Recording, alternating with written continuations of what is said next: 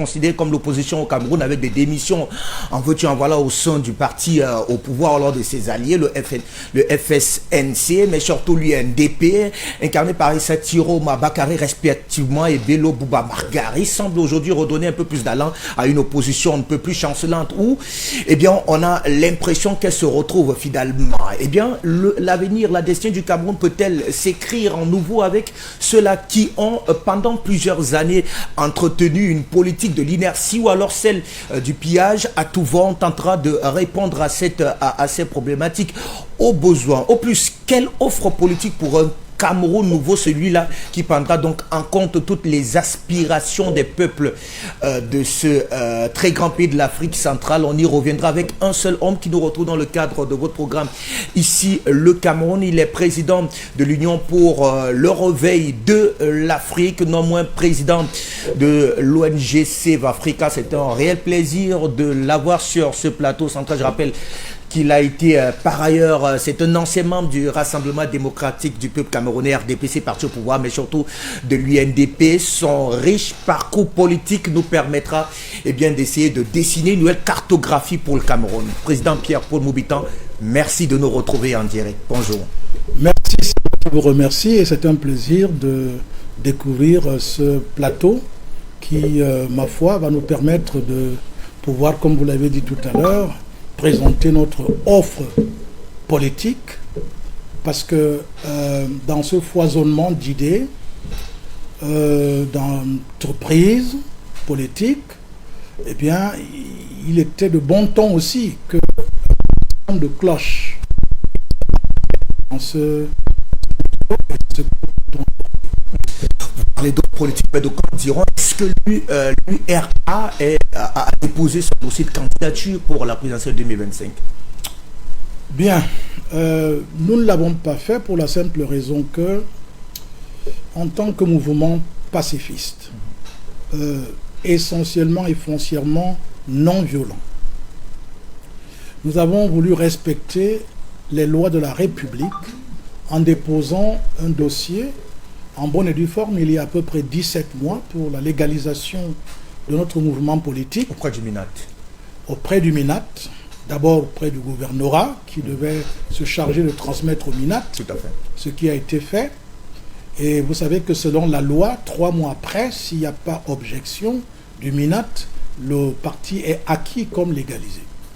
Et c'est ce que nous croyons que nous sommes actuellement. Mais vous savez qu'au Cameroun, il y a un peu comme si on vous donnait de la main gauche pour reprendre de la main droite. Tout à fait.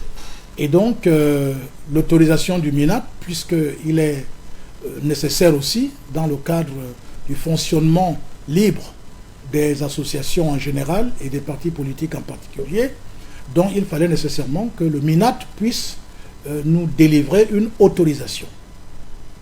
Ce que le MINAT n'a pas pu faire depuis pratiquement 19 mois. Pourquoi? Alors qu'il y a des partis récemment créés qui ont reçu finalement ce décret, cette autorisation de fonctionnement au Cameroun. Les cas récents, en tout cas du vice-président du FSNC, de M. Issa Tiroma Bakary, qui sont d'ailleurs en liste pour cette élection présidentielle, même s'ils n'ont pas pour d'aucuns déposé leur dossier de candidature, mais ils sont plutôt constitués comme des alliés auprès de certains partis politiques. Oui, c'est effectivement ce qui m'amène à réfléchir sérieusement sur la question même du respect des lois par le gouvernement camerounais lui-même. Cela pose un problème. Parce que vous savez, au fur et à mesure que vous comprimez les libertés, parce que c'est une sorte de déni de la liberté. On ne peut pas être en même temps dans un pays de droit, en même temps se mettre en travers de la manifestation des éléments qui concourent à, si vous voulez, à la réalisation ou à la matérialisation du droit. Donc, on ne peut pas comprendre que le MINAT, par exemple, jusqu'à nos jours, ne puisse pas autoriser ce mouvement. J'ai été au MINAT, j'ai sollicité même des audiences auprès du ministre, j'ai rencontré les directeurs, ses collaborateurs au fur et à mesure. La dernière réponse, je me souviens que j'avais eue, c'était toujours « Bien, il n'y a rien à redire, votre dossier c'est OK et tout, mais la décision reste politique. » jusqu'à maintenant, je n'ai jamais compris ce que veut dire la décision reste politique. Alors, étant donné que les personnes qui sont en charge des libertés savent très bien qu'un état de droit ne peut fonctionner convenablement que si la loi garantit les libertés des citoyens, les libertés de s'associer, les libertés de se réunir. Et lorsque ces libertés connaissent des entraves, ça crée des frustrations. Et nous avons vu par exemple un leader politique, sans le nommer, qui, pour n'avoir pas pu être autorisé à travers son parti qu'il avait déposé, il s'est mis à emprunter des partis... Transhumance politique. Voilà, il s'est mis à emprunter des partis par-ci, par-là. Jusque-là, ça ne lui a même pas permis de pouvoir s'en sortir jusqu'à nos jours. Et vous voyez, ce genre de choses, c'est pas bien. Il y a des gens qui ne sont pas foncièrement avec l'esprit belliqueux ou antagoniste. Alors, ne créez pas, ne poussez pas les gens à bout, parce que c'est en poussant les gens chaque fois à bout que finalement les révolutions ont eu lieu. Et nous ne souhaitons pas qu'on en arrive là dans nos jeunes États qui sont encore en train de chercher par où passer pour pouvoir garantir le bien-être des populations. On va recueillir auprès de vous en tout cas le regard de l'Union pour le réveil de l'Afrique autour de ce scrutin présidentiel dont eh bien, le corps électoral a été convoqué il y a peu, suivi notamment du dépôt des candidatures. On observe une foultitude en tout cas de candidatures, près de 82 déclarées par l'ECAM Cameroun. On est en plein dans le contentieux préélectoral qui va donc se vider dans les 10 prochains jours. 9, j'ai pas vérifié tout cela, mais du moins depuis le 22 juillet on aura 12 jours à l'effet donc d'évacuer notamment les candidatures en fonction de la conformité des dossiers. D'abord, votre regard autour donc de cette foultitude de candidatures, est-ce que cela témoigne de votre point de vue d'abord la maturité du peuple camerounais qui veut absolument aller à ces joutes électorales, mais aussi une réelle mobilisation de l'opposition à l'effet donc de parvenir, dit-on, si et là, à une véritable alternative le 12 octobre prochain? Je pense qu'il y a plusieurs raisons qui militent en faveur de cet engouement, comme je peux l'appeler. Mais il faut en même temps aussi se dire, il y a plus de 400 partis politiques légalisés au Cameroun. Et si on en est à 81 leaders qui se sentent le destin de pouvoir prendre les rênes du pouvoir dans le pays, eh bien, je ne trouve pas d'inconvénient par rapport à cela. Mais le problème, c'est, comme nous le savons, nous connaissons très bien comment ça se passe chez nous, parfois des mouvements politiques sont suscités par ceux qui essayent par tous les moyens de créer des conditions pour qu'il n'y ait pas une véritable alternative. Je préfère ne pas parler d'alternance. Alors, pour qu'il n'y ait pas une alternative, eh bien, on essaye de multiplier comme par une sorte de duplication. C'est-à-dire, on duplique ce qui existe déjà pour que ça donne l'impression de démocratie, alors qu'en réalité, c'est le même système qui fabrique ces petits-enfants pour qu'en temps opportun, ces petits-enfants puissent jouer parfois un jeu lugubre pendant des échéances qui ont cours dans le pays, et comme c'est le cas en ce moment de la présidence. Ça, il faut déjà noter ça. Ensuite, maintenant, il y a aussi le fait que, vous savez, lorsque à un moment donné, les gens ne savent plus où donner de la tête, parfois on s'invente un destin de pasteur, parfois on s'invente un destin messianique, donc de leader politique, et puis si ça peut nous faire manger un peu, pourquoi pas. Et c'est aussi des cas pareils que nous avons malheureusement, et vous allez voir des gens qui apparaissent avec le mouvement politique juste le temps des élections, et dès que les élections sont passées, vous ne les voyez plus jamais, et ils ressortent encore lors des prochaines échéances, et le plus souvent dans l'échéance, surtout celle capitale des élections présidentielles. Donc, alors moi je me dis du coup, est-ce que ce n'est pas un ensemble donc, de facteurs qui amènent cette situation-là, même si d'ailleurs dans les pays occidentaux où nous avons triché, ou si vous voulez, copier hein, notre manière de pratiquer la démocratie et tout. Même là-bas, il y a une foultitude de partis, de mouvements politiques et tout, mais qui au fur et à mesure s'agrègent et commencent à se manifester à partir d'une base idéologique. Et vous allez voir des gens vous dire, nous on est de gauche, nous on est de droite, nous on est centriste, nous on est extrême droite, extrême gauche, et ainsi de suite. Donc, nous n'en sommes pas encore là. Je peux dire que, étant donné que l'Afrique s'est mise à imiter bêtement ce qui se passe en Occident, elle n'a pas eu le temps de se demander est-ce que ça nous convient? Est-ce que cette façon de gérer la cité, donc la République, est-ce que ça nous convient? Est-ce que ça correspond à nos valeurs dynamisantes? Est-ce que ça correspond à nos valeurs traditionnelles? Est-ce que ça correspond à notre culture?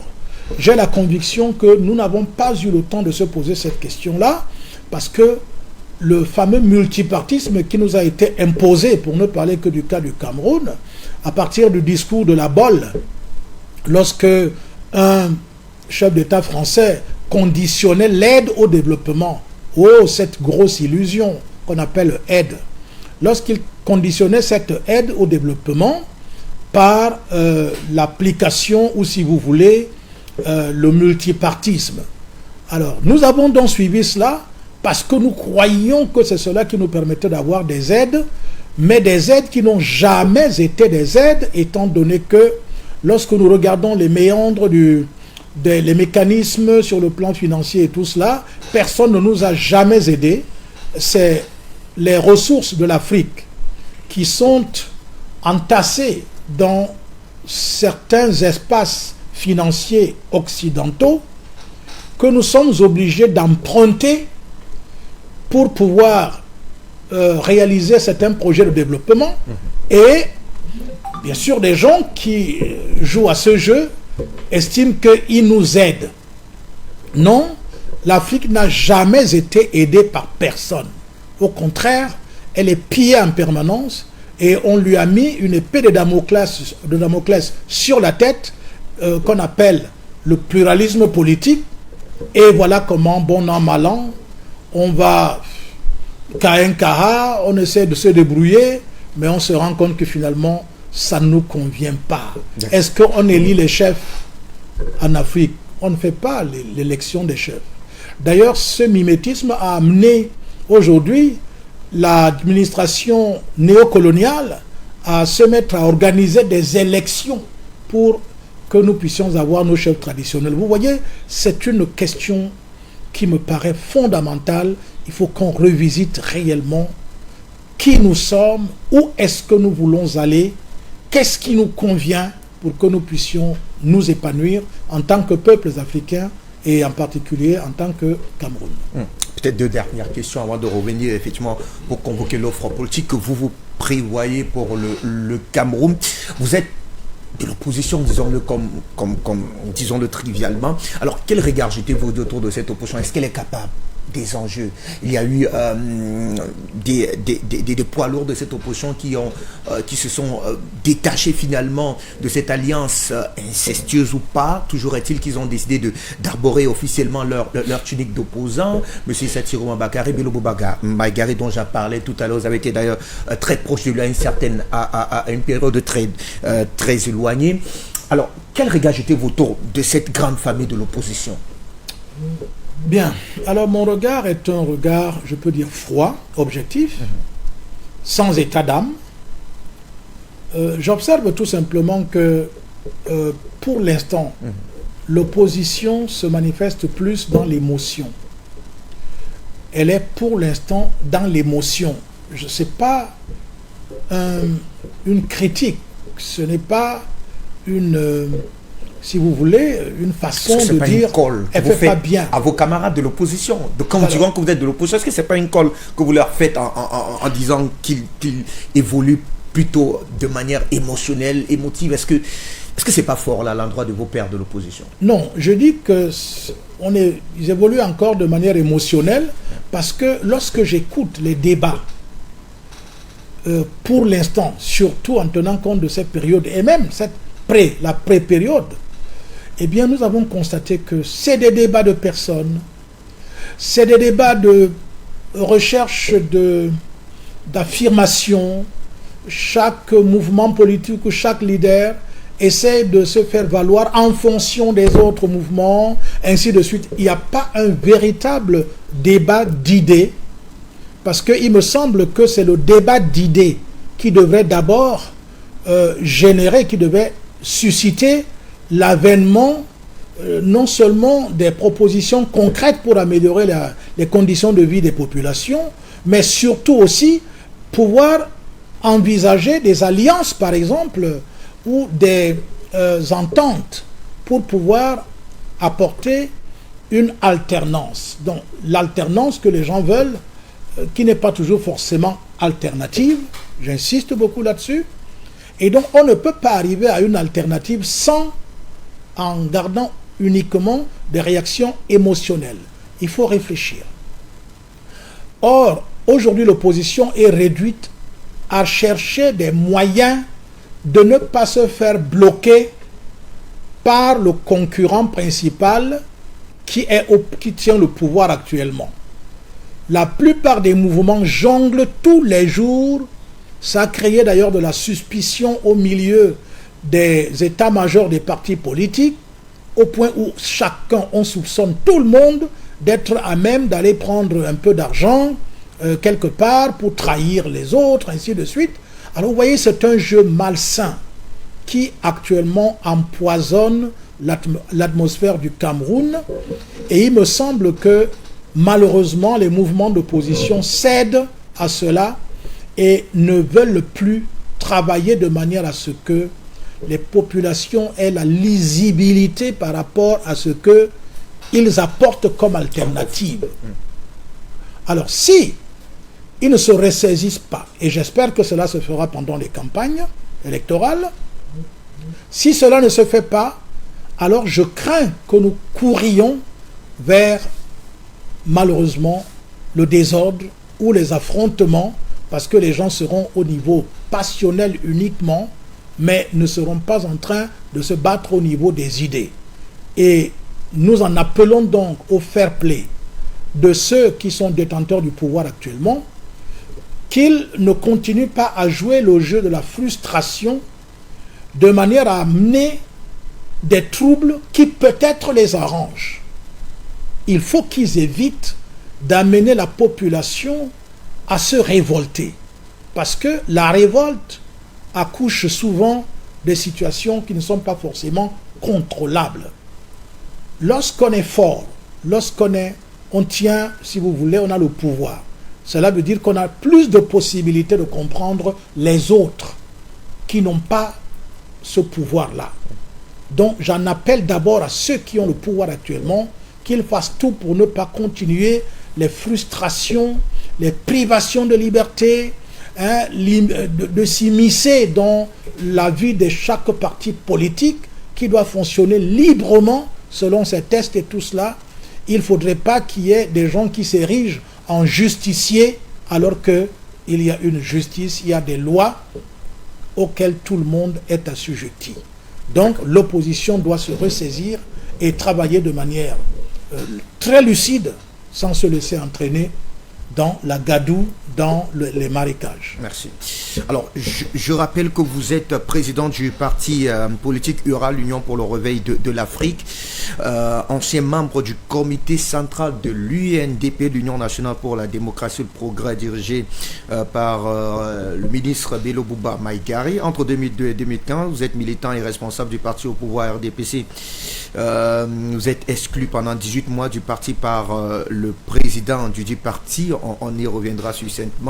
Entre 2007 et 2013, vous êtes conseiller municipal pour le RDPC dans l'arrondissement de Garonne, non moins, fondateur de l'association Save Africa. Vous êtes défenseur des droits humains. Alors, Pierre-Paul Moubitan, qu'est-ce qui, d'abord, avant peut-être de revenir autour de votre parcours politique, pourquoi on essaie de vous situer auprès de nos téléspectateurs, rapidement en 2 minutes si possible.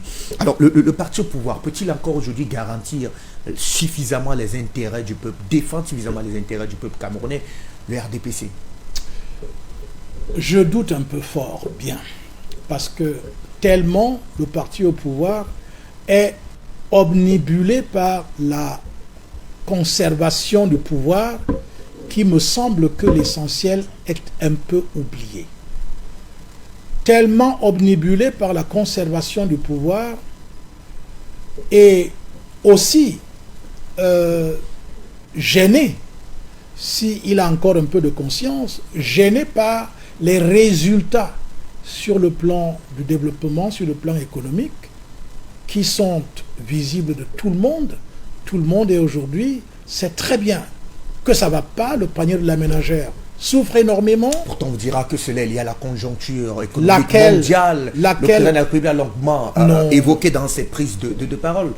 Oui. Pour tenter de justifier la situation dans laquelle quel est le pourcentage? Parce que c'est bien beau de dire la conjoncture internationale. Est-ce que la conjoncture internationale devrait surprendre des économistes? Prenons l'exemple de la Russie.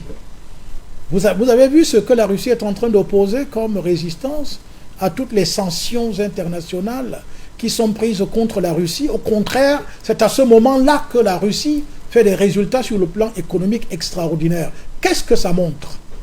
Ça montre tout simplement qu'en Russie, il y a des personnes intelligentes. Ça montre tout simplement en Russie qu'il y a des patriotes. Ça montre tout simplement qu'en Russie, il y a des gens qui se soucient du bien-être des populations. C'est un échappatoire de dire toujours la conjoncture économique. Encore que c'est des mots jetés comme ça, mais sans donner des preuves concrètes. Qu'est-ce que la conjoncture économique peut faire sur un pays qui se bat réellement pour son autonomie? Je reviendrai là-dessus avec notre proposition, notre vision politique. Qu'est-ce que la conjoncture économique peut faire à un pays qui a compris qu'il doit être indépendant? Qu'est-ce que la conjoncture économique internationale va faire à un pays qui se bat pour maîtriser les 4 besoins de base, qui sont l'alimentation, la santé, l'habillement, et puis le logement? Si vous êtes concentré à cela, avec toutes les richesses que nous avons en Afrique, et en particulier au Cameroun, aucune conjoncture économique internationale ne peut vous faire quoi que ce soit. C'est une question des choix économiques. Quand vous basez par exemple votre avenir sur l'extraction des minerais, quand vous basez vos projections sur le plan du développement, sur le plan économique, sur le pillage des ressources, qui d'ailleurs même ne rapporte pas toujours à l'État, à la population, mais qui a des vampires qui rôdent tout autour et qui s'accaparent d'une très grande partie de ses revenus, est-ce que vous pouvez vous en sortir si votre économie est extravertie? Est-ce que vous pouvez, en dépendant de tout le monde à l'extérieur, quant à ce qu'il faut pour que vous puissiez manger? Vous pouvez vous imaginer que jusqu'à maintenant, un pays comme le Cameroun importe du maïs, le Cameroun importe du riz, le Cameroun importe même les simples jus de fruits. Mais vous pouvez imaginer qu'est-ce que vous allez faire et vous parlez de conjoncture économique. Non, moi je ne crois plus à ce genre de slogan-là. C'est des trucs qu'on apprend dans ce ne sont pas des faits, ce sont des slogans. Non, c'est des slogans, ce n'est pas des faits. Alors, le 12 octobre prochain, il faudra élire celui qui va donc présider à la décennie du Cameroun. Alors, quel avenir après le 12 octobre prochain? Est-ce qu'on va continuer dans l'inertie? Est-ce qu'on va continuer dans le même quotidien? Est-ce que quelque chose changera? Parlons prosaïquement après le 12 octobre prochain. Oui, mais rien ne changera si c'est les mêmes acteurs. Rien ne changera. Si c'est les mêmes acteurs, rien ne changera. C'est bonnet blanc, blanc bonnet. Imaginez-vous que l'opposition camerounaise aujourd'hui prenne le pouvoir et tout. Alors, qu'est-ce qu'elle apportera qui n'est pas déjà là? Qu'est-ce qu'elle apportera qui n'a pas déjà été expérimenté? Le problème, c'est que si on déshabille Saint-Pierre pour habiller Saint-Paul, cela ne sert de rien du tout. Et donc, moi, je ne vois pas quelque chose qui va changer après octobre. Ça ne changera pas si fondamentalement, il n'y a pas une nouvelle classe d'hommes politiques qui n'est pas outillée sur le plan moral, sur le plan social, pour, de manière objective et lucide, sans se laisser entraîner par les méandres, la corruption et tout cela, eh bien, il faut une nouvelle classe d'hommes politiques. Ben, on n'ira pas la chercher sur masse. Et ça sera des Camerounais qui ont plus ou moins eu des rapports avec ce pouvoir en place. On ne peut pas trouver aujourd'hui un Camerounais qui puisse dire officiellement qu'il n'a jamais eu à que soit collaborer ou alors plus ou moins avoir un contact avec l'État. Est-ce que ce n'est pas un besoin finalement d'avoir des hommes qui sont portés par une idéologie assez forte, mais surtout remplis d'une nette volonté de transformer les choses? Est-ce que ce n'est pas finalement à cela que tout se jouera? Moi, je continue toujours de dire que nous avons, lorsque nous allons parler de notre vision sur juste le après, plan on y politique, reviendra. Oui. alors vous allez observer qu'il y a un facteur déterminant, c'est le système éducatif. C'est par là que tout commence. Qu'est-ce qu'on a créé, ou si vous voulez, qu'est-ce qu'on a généré comme hommes politiques? Les hommes politiques actuels ont été générés par le système néocolonial piloté depuis l'Occident. Tous ces hommes politiques sont non seulement sortis des écoles, des grandes écoles ou des universités ou des lycées où on dispense le système éducatif occidental, mais aussi la plupart de ces hommes politiques ont été moulés dans des ordres initiatiques occidentaux. Tous ces hommes, la majorité. Alors, qu'est-ce qu'on forme dans les ordres initiatiques occidentaux? On forme des gens à devenir des occidentaux. On forme des gens à se comporter comme des occidentaux. Vous savez, il est dit qu'ils sont formés pour servir. Eh bien, comment vous allez servir celui qui ne vous a pas formé? En général, on sert celui qui vous a formé. Je suis en train de vous dire la base de tout ce dévoiement. Le dévoiement vient d'abord du fait que, regardez ces hommes politiques aujourd'hui, personne ne vous dit franchement quelles sont ses attaches avec l'Occident. Vous voyez, la plupart d'entre eux, non seulement leur richesse matérielle, c'est en Occident, toute leur progéniture, les études, c'est en Occident. Ensuite, eux-mêmes, leur vie, leurs vacances et consorts, c'est en Occident. Vous ne pouvez quand même pas penser que ce genre de personnes puissent avoir l'amour de la patrie alors qu'ils sont excentrés en permanence pour aller enrichir l'extérieur avec non seulement de l'argent qui est amené à partir de leur propre pays pour aller mettre dans des paradis fiscaux et tout cela. Ces personnes n'ont pas la possibilité. Pourquoi je parle des ordres occidentaux? Je vais faire allusion à la morale. Vous savez que les occidentaux, par exemple, aujourd'hui, sont prêts à soutenir un candidat qui va faire en sorte qu'on puisse légaliser l'homosexualité au Cameroun, pour ne parler que de cet exemple-là. Vous voyez ça? Et ces personnes, est-ce que les Camerounais sont prêts à demander à chaque homme politique, est-ce que vous jurez la main sur le cœur que vous n'allez pas légaliser, ni tenter de faire légaliser l'homosexualité au Cameroun? Les populations n'ont pas cette propension à vouloir savoir sur le plan moral quelles sont les orientations de leurs leaders. Imaginez-vous un instant, si le président actuel au Cameroun avait cédé à toutes les pressions qui viennent de l'Occident, nous serons aujourd'hui en train de connaître des mariages bénis dans les églises, des mariages homosexuels, des mariages machin et tout. Tout cela aurait déjà cours ici. Alors imaginez-vous un instant, celui donc qui va remplacer celui qui est là actuellement, et qu'il arrive et qui vous dit tout d'un coup non, nous on ne connaît plus l'affaire de monsieur et madame. Hein? Actuellement, on connaît le couple, point.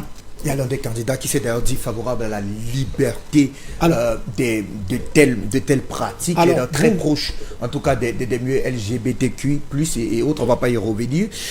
Je voudrais très rapidement, puisque le temps imparti à cette réflexion est en train de suffisamment avancer. Il y a beaucoup de contributions par messagerie. Je ne sais pas si on aura le temps pour répondre à toutes ces contributions. Moi, on va néanmoins les lire et vous pourrez, dans vos prises de parole tout à l'heure, essayer de répondre aux différentes préoccupations. Monsieur Moubitan, vous devez savoir que c'est parce que vous inquiétez ceux qui sont au pouvoir. Ils n'autorisent les partis de ceux qu'ils ne maîtrisent pas. C'est la preuve que vous n'avez pas de casserole. Courage à vous, ceux qui sont lucides voient clairement où se trouvent les hommes de valeur. Messan Vogo Paul nous dit pour une première fois sur votre plateau, c'est un plaisir de pouvoir écouter ce qu'il a à nous dire aujourd'hui.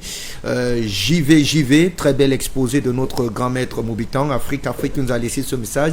Bravo monsieur Moubitan, nous voulons une alternative et non une alternance. S'il faut changer Paul Biya et laisser ce système colonial en place, on n'aurait strictement rien fait. Le franc CFA qui associe nos économies depuis 70 ans reste en place. On serait reparti pour une pauvreté plus accrue avec cette monnaie qui ne profite qu'aux trésors français. Ce n'est pas notre monnaie, il faut impérativement s'en débarrasser si nous voulons nous développer. Mais Savogo qui revient, que pensez-vous du fait qu'il y ait dans plusieurs partis politiques plusieurs candidats à l'élection présidentielle, le cas du Manidem, du RDPC, mais surtout de l'UPC? Jeannette qui nous a laissé ce message: tant que tous ces gens qui ont toujours été des hommes politiques au Cameroun ne sont pas balayés, rien ne changera, affirme-t-elle de manière péremptoire. Patrick Ekoum qui vous salue, bonjour président Moubitan. Gaëtan Noubissi, comment faire sans monnaie, sans armée ou encore des armes et avec une population qui n'a jusqu'ici rien compris? C'est quand même assez grave, Gaëtan. Merci à vous, très cher monsieur. Pierre-Paul Moubitan, je vous retrouve. Quelle est donc l'offre politique de l'Union pour le réveil en Afrique, pour l'Afrique, en faveur du Cameroun? Alors, je voudrais dire que cette offre, elle ne s'adresse pas seulement au Cameroun, mais à l'Afrique. Tout à fait. La déclinaison de votre formation politique qui ne souhaite pas s'arrêter qu'aux questions, alors à la réalité camerounaise. C'est la raison pour laquelle j'ai envie de dire, vous l'internationalisez au continent africain, votre formation politique. Absolument, c'est pour cela que d'ailleurs son appellation Union pour le réveil de l'Afrique, il y a déjà le fait d'union. Cela veut dire que nous savons que, comme on dit en Afrique, une seule main ne peut pas attacher le fagot. Alors, il faut nécessairement que l'Afrique soit unie. Nous, notre point de départ, c'est de travailler absolument pour que l'Afrique soit unie. Or, s'il faut que l'Afrique soit unie, il faut que le Cameroun soit uni. Nous pensons qu'actuellement, le Cameroun n'est pas uni. Il n'est pas uni parce que des velléités permanentes de tribalisme, de clanisme, font en sorte que l'unité semble s'éloigner de plus en plus. Est-ce que ce tribalisme dont vous décrivez n'est pas peut-être seulement politique, c'est-à-dire à l'approche des joutes électorales, on a plus ou moins l'impression qu'on brandit à chaque fois la menace du tribalisme, mais dans la vie courante, vous avez l'impression que ce tribalisme-là est véritablement à l'ordre du jour? C'est pour cela que, puisqu'on parle de l'offre politique, de notre offre politique, c'est pour cela que je dis donc que comment est-ce que vous allez construire un pays, une patrie prospère, libre, indépendante, autonome, si vous n'êtes pas unis? C'est pour ça que j'ai fait allusion à cette parabole. Écoutez, nous avons la première chose à faire, c'est sur le plan idéologique. Quand on parle politique, on pense à ceux qui pensent. Parce que la politique commence par les idées. Or, on ne peut pas avoir des idées si on ne pense pas.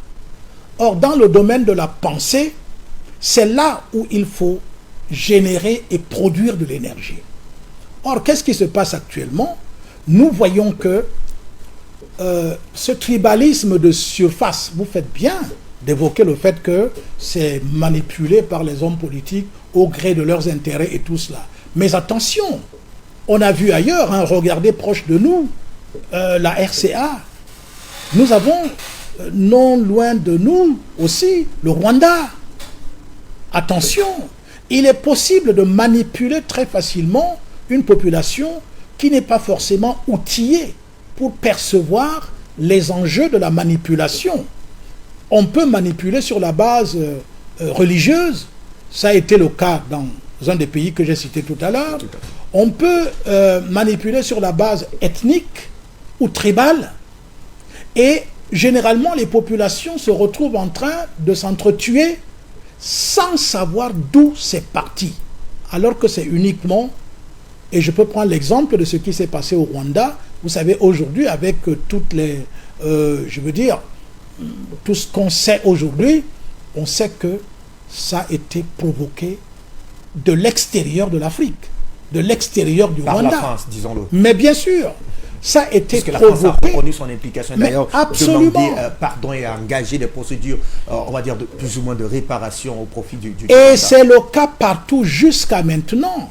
C'est toujours ces mêmes prédateurs qui profitent de la division. Vous connaissez la maxime diviser pour mieux régner. Et les divisions pour des États comme le Cameroun, par exemple, qui a plus de 250 tribus. C'est très facile de manipuler les gens avec la tribu. C'est pour cela que nos partis, nos mouvements politiques aujourd'hui ont tendance à être des partis tribaux. On va te dire, tel son fief, c'est tel endroit, c'est le Noun. L'autre son fief, c'est le Damaoua. L'autre son fief, c'est le Sud. L'autre son fief, ainsi de suite, ainsi de suite. Rien que cela, c'est déjà quelque chose de très dangereux pour la cohésion sociale, pour l'unification d'un pays. Donc, je pars sur le plan idéologique pour dire que OURA, l'Union pour le réveil de l'Afrique, se veut donc de travailler d'abord de manière très sérieuse sur la question de l'unité du Cameroun et de l'unité de l'Afrique.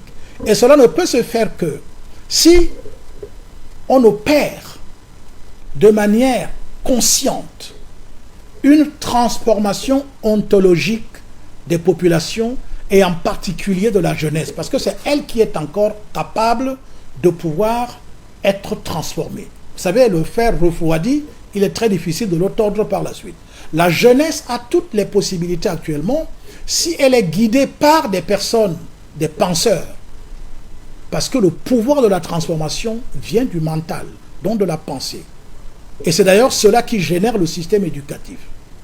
Or, ce que nous voulons, c'est projeter donc ces, si vous voulez, ces rayons, ces rayonnements, à travers la communication, à travers les organes de presse, à travers l'influence que nous allons exercer dans le cadre d'un nouveau système éducatif. Il faut d'abord qu'on s'attelle à transformer l'homme.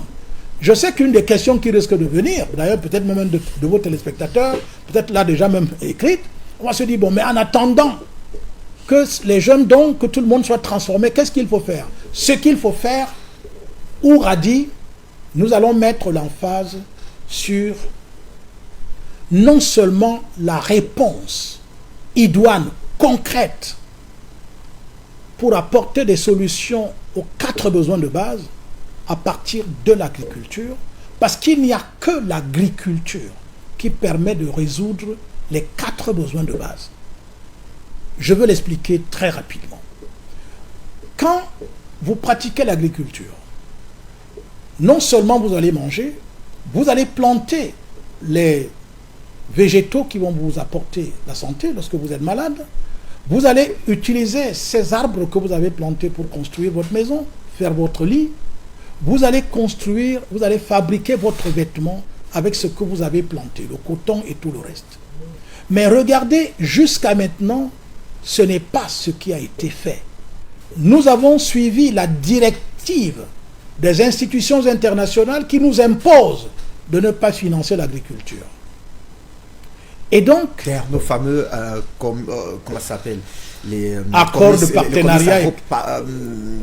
Le nom va me revenir. Les comices ou quoi? Oui, les comices agro-pastoraux, longtemps vantés notamment comme étant les grands rendez-vous finalement des grands cultivateurs, n'ont plus jamais eu Mais lieu. c'est encore une fois... Les tracteurs sont restés abandonnés dans les forêts. Mais c'est des slogans. La politique agricole au Cameroun n'a pas été suffisamment appuyée par le gouvernement central. Mais c'est des slogans, puisque ces personnes n'y croient pas elles-mêmes. Ces personnes qui passent le temps à longueur de journée à faire des séminaires, à aller de mission en mission dans des pays et tout cela, n'y croient pas.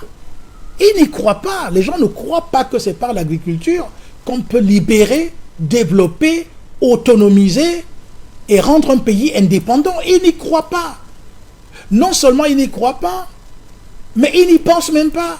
Parce qu'ils sont totalement enchaînés par le modèle occidental qui leur fait croire que le développement, ça veut dire faire des gratte-ciel, le développement, ça veut dire désormais faire des grands stades de football qui peuvent accueillir des 100 milliers de personnes, même si après c'est les souris qui vont jouer dedans, ainsi de suite. Mais je vous dis, on n'y pense pas.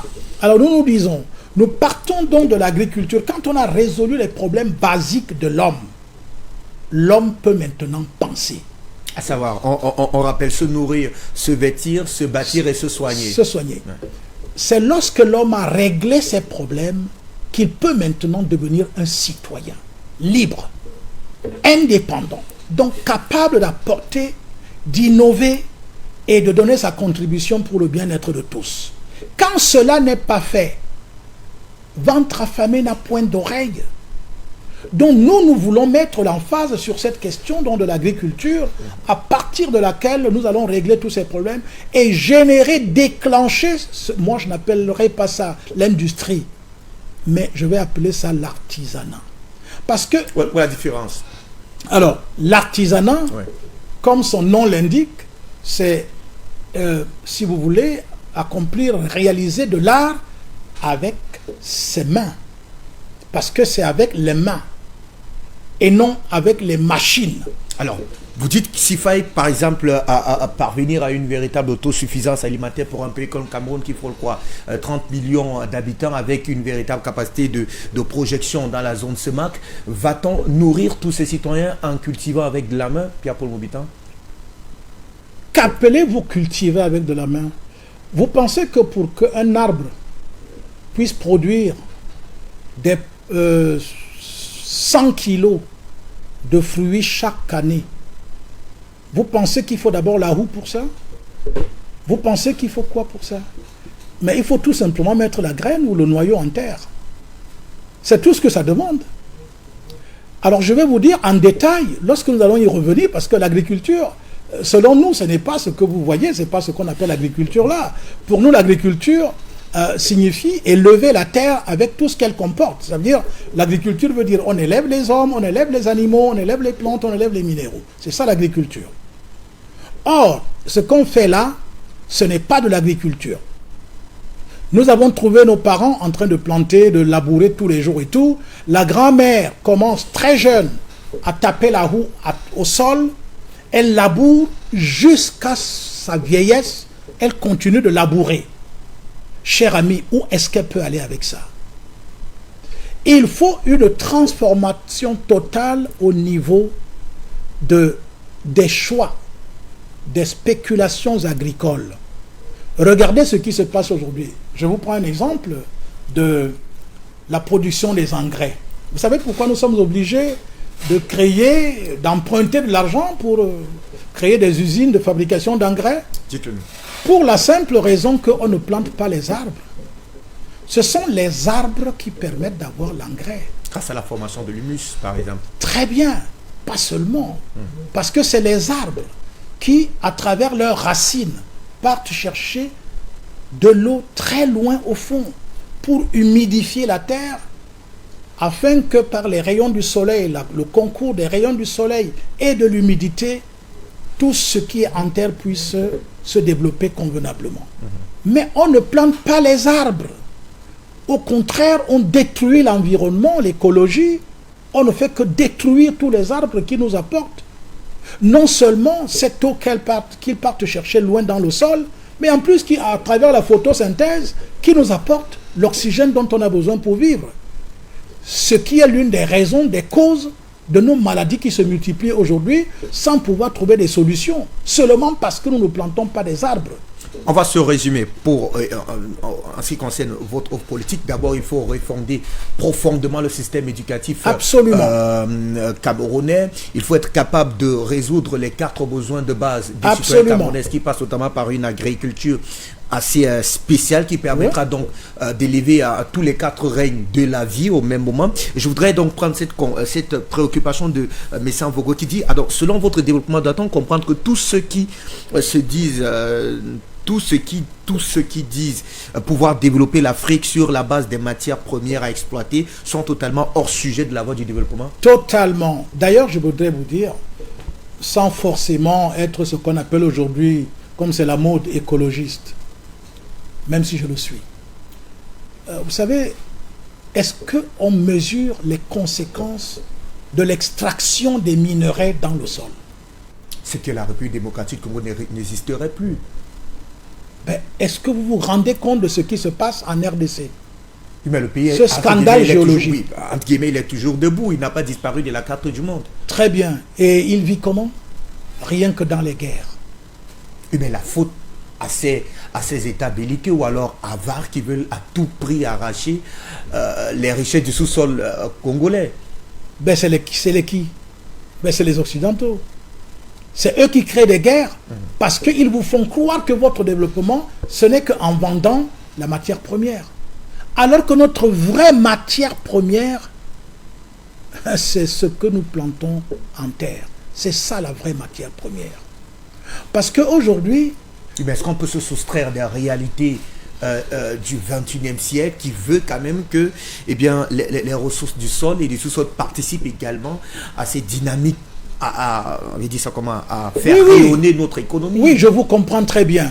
Mais au prix de la destruction des vies, il faut aussi en tenir compte. C'est bien d'exploiter l'uranium.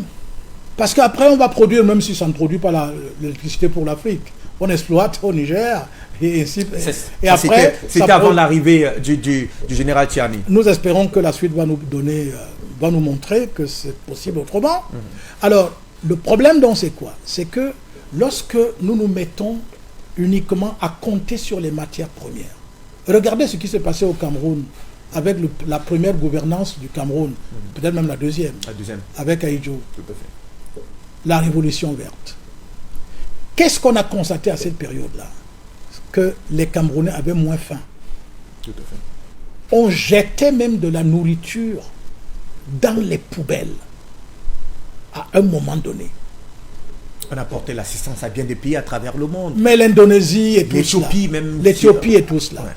Alors, comment vous pouvez abandonner? Est-ce qu'on tue la poule aux œufs d'or?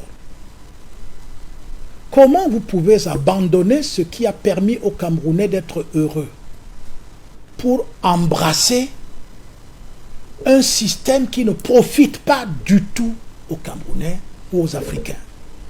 Prenez le cas de l'exploitation du fer. Mais mon vieux, j'aurais été encore heureux de constater que c'est le fer que nous exploitons depuis des années. On aurait fabriqué déjà au moins des velours. Le fer. Parce que le fer nous permet de fabriquer la roue, la machette, tous les outils artisanaux dont je parlais tout à l'heure. Le fer nous le permet. Où en sommes-nous avec le fer au Cameroun? Vous entendez juste, oh le fer de Mbalam, oh machin et tout, il y a tel projet, gisement de fer et ainsi de suite. Non, il y a 365 nouveaux produits machin, métaux rares qui sont déjà trouvés au Cameroun et tout. Le Cameroun va devenir un scandale géologique et tout cela. Mais pendant ce temps, vous oubliez que partout ailleurs, les recherches sur le plan géologique ne font que se faire et on découvre aussi les mêmes métaux, les mêmes matières premières partout ailleurs. On n'est sûr de rien du tout avec cela. Ce qui est sûr, c'est qu'on revienne pour s'occuper de la santé des populations africaines et camerounaises en particulier. Et je suis obligé de parler de quelque chose qui me tient beaucoup à cœur. Allez-y. Regardez qu'est-ce qui se passe avec notre système de santé. Nous formons des médecins qui, pour la plupart du temps, sont au chômage. Alors que le besoin en médecins est énorme dans tout le Cameroun et dans tout le continent africain. Mais nous formons des médecins qui partent gagner leur vie ailleurs. Non seulement on les forme, mais alors nous formons des médecins pour prescrire les médicaments qui sont fabriqués en Occident. Le médecin a été ramené à un prescripteur de médicaments. Dans les formations en médecine, le médecin ne sait pas comment on fait la cuisine. Le médecin ne sait pas ce qu'il faut planter pour que l'homme, en mangeant, puisse être en bonne santé. Le médecin ne sait pas comment on fait pour pouvoir manger convenablement, pour prévenir les maladies. Ce n'est pas enseigné dans nos amphithéâtres, dans les écoles de médecine.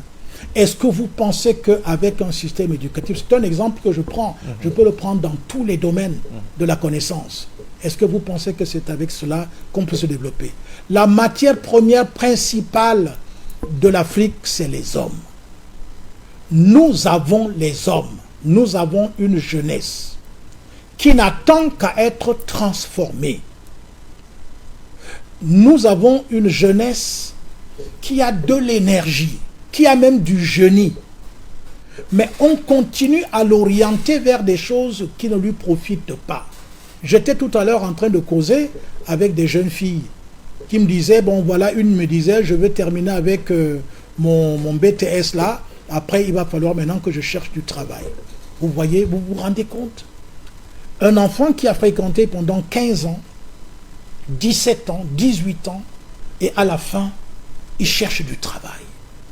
Mais ça veut dire qu'il n'y a pas des gens capables de pouvoir anticiper d'une manière prospective pour qu'il n'y ait jamais du chômage au Cameroun. Et nous pouvons vous le dire.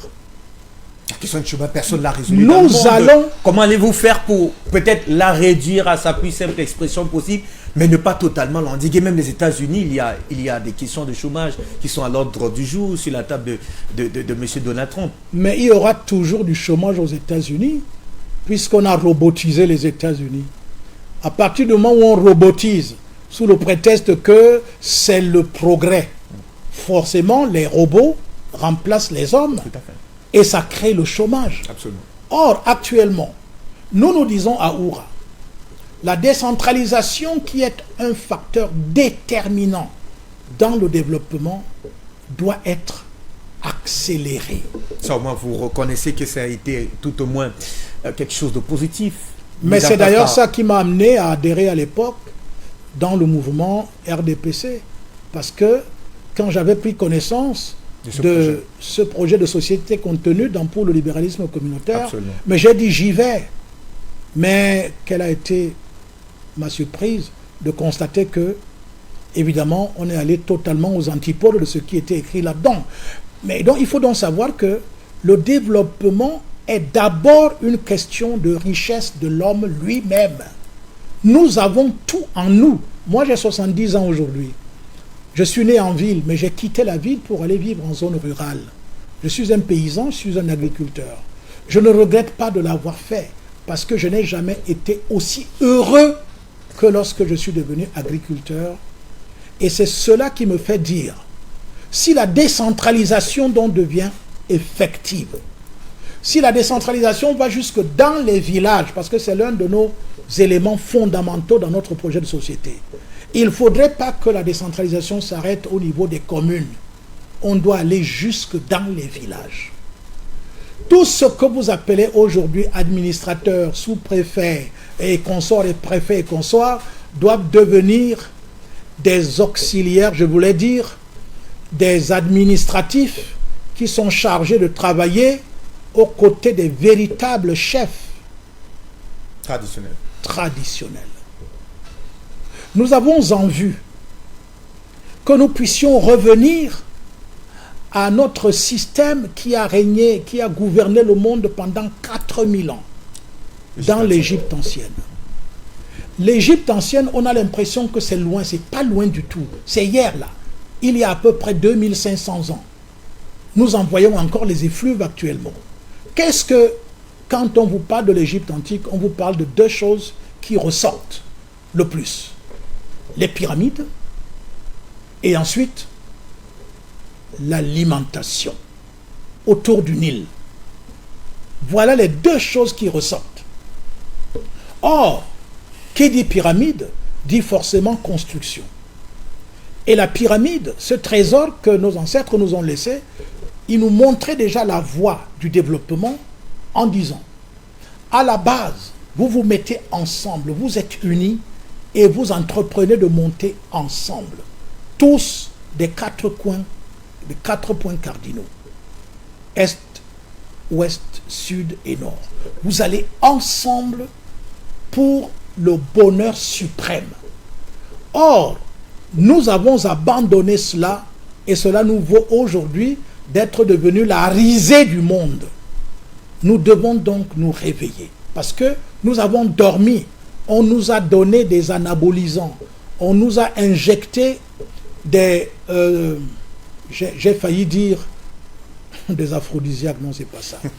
On nous a injecté des substances qui nous ont anesthésiés, qui nous ont endormis.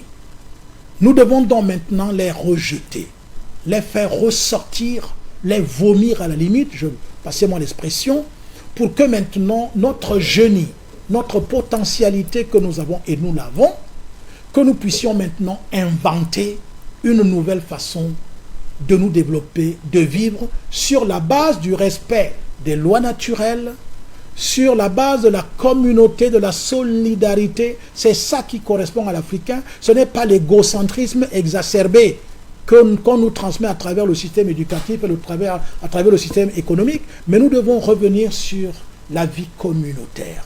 Cette vie communautaire ne peut pas se faire si la jeunesse, dès le bas âge, n'est pas formée à cela. C'est pour cela que nous, dans la projection, nous disons, ok, le système actuel est là. On ne va pas le casser tout de suite. Mais à côté de lui, nous faisons apparaître un autre système. Et c'est ce que nous faisons depuis plus de 40 ans. Vous avez déjà visité, vous êtes témoin du village que nous avons créé, qui est une maquette de ce que nous voyons comme Afrique de demain. Lorsque vous arrivez dans ce village, vous voyez à peu près ce que nous pensons de l'Afrique. Vous allez voir des gens à l'intérieur qui sont épanouis, avec tout ce que cela comporte. Il y a de l'eau courante, il y a de la lumière, il y a tout ce qu'il faut pour que l'homme puisse être heureux. Qu'est-ce qui nous empêche, à côté de ce faux développement qui a donc été emboîté, qui a été accepté par nous, ok, mais qu'on commence à faire autre chose. Cette autre chose, donc, c'est ce que nous proposons. Vous avez dit que je suis fondateur de l'ONG Save Africa. Oui, c'est par là que nous avons donc commencé. Faire en sorte qu'à partir des villages, que nous puissions développer le continent africain et le Cameroun en particulier, afin que les villes, comptoirs coloniaux qu'ont fabriqués, qu'ont créés les Occidentaux, deviennent des points de rassemblement où il est possible de se retrouver pour faire peut-être des grandes conférences internationales, des grandes conférences régionales, des grandes conférences nationales, pour nous permettre effectivement, en même temps, de pouvoir mettre à la disposition de nos ports, en eau profonde et autres, les produits de la transformation agricole, les produits de la transformation artisanale, et comme vous aimez bien les matières premières, les produits de la transformation de nos matières premières, et non de passer le temps à les exporter brutes, parce que nous n'en tirons absolument rien. D'accord. Donc, voilà quelques bases. Vous voyez, vous comprenez que... Il est extrêmement dense, on ne pourra pas d'ailleurs le contourner, alors l'évoquer le temps d'une seule production. D'ailleurs que le temps imparti à cette réflexion est suffisamment avancé. Peut-être une dernière réflexion, comment faire pour adhérer au mouvement URA pour nos téléspectateurs qui nous suivent. J'avoue qu'on n'avait pas prévu ouvrir le standard. Peut-être on organisera une édition assez particulière pour continuer à décliner votre offre politique pour le Cameroun, mais davantage pour le continent africain. Et qui sait, là, on pourra vous permettre de pouvoir finalement interagir avec le monde entier à l'effet donc de partager, continuer à partager d'abord votre riche expérience en tant qu'homme politique, mais davantage en tant que président de l'ONG Save Africa. Comment faire pour adhérer à votre formation politique? Bien, alors actuellement, c'est la démarche classique. Vous appelez le numéro 699 56 87 85, 699 56 87 85. Vous pouvez aussi appeler le 690 74 47 14, 690 77 47 14, et les deux sont par WhatsApp. Donc vous pouvez envoyer un message et l'administration vous répondra, vous donnera toutes les orientations possibles pour que nous puissions ensemble. Et j'en profite pour lancer cet appel solennel. Vous regardez la caméra. Aux agriculteurs, aux éleveurs, aux artistes, aux artisans, à toutes ces femmes qui jours et nuits courent à travers les rues du Cameroun et de l'Afrique pour apporter à manger aux hommes dans les centres urbains. Je voudrais lancer un appel à toutes ces personnes. Ne vous sentez plus exclus de la direction des choses de la cité. Vous avez tous les atouts pour pouvoir faire autrement que ce que nous vivons aujourd'hui. Cessez d'être des spectateurs. Devenez des acteurs. Rejoignez-nous pour que nous puissions mettre ensemble une nouvelle façon de vivre et de faire, de manière à ce que demain, le Cameroun devienne le point de départ réel d'une véritable renaissance, d'un réveil réel pour que les générations futures puissent profiter au maximum de ces idées généreuses que vous allez apporter dans cette organisation. Voilà le message que je voulais apporter aux jeunes Africains et aux Camerounais en particulier. Merci à vous, Président Pierre-Paul Moubitan, d'avoir accepté de répondre à nos questions sur Pan-Africa Media. C'est une première. On espère finalement que on ne s'arrêtera pas là. On n'a pas la prétention d'avoir tout dit autour de votre offre politique. Vous me rassurez d'ailleurs. On espère que les prochains rendez-vous nous permettront d'en savoir un peu plus, mais surtout de vous suivre sur le terrain, parce que c'est aussi ça votre marque de fabrique. Reste qu'à vous dire merci d'avoir vraiment accepté de passer par ici à la maison. Sentez-vous chez vous, on espère vous retrouver très bientôt. Je salue la grande équipe qui est avec vous. Elle est dans le petit tunnel du média panafricain. Merci infiniment. Merci beaucoup. Surtout, je remercie Douala de continuer à m'accueillir. C'est une ville où je suis né il y a 70 ans, et je pense qu'à ce moment précis où je me jette, si vous voulez, dans la bataille du développement, là où il faut avoir absolument la décision politique pour modifier, changer les choses. Merci que Douala m'ait encore accueilli, et je suis sûr que je lui rendrai cela. Merci à vous, amis téléspectateurs, de nous avoir suivis. C'est ici que s'achève cette autre édition de Ici le Cameroun. Les rendez-vous, vous le connaissez désormais, les lundis et les jeudis. Nous nous arrêtons pour convoquer la réflexion, mais surtout le verbe autour de cette élection présidentielle à venir, annoncée comme étant le rendez-vous on ne peut plus important et pertinent pour le devenir du Cameroun. Ça, on le construira avec vous sur cette antenne, avec nos invités. À très bientôt.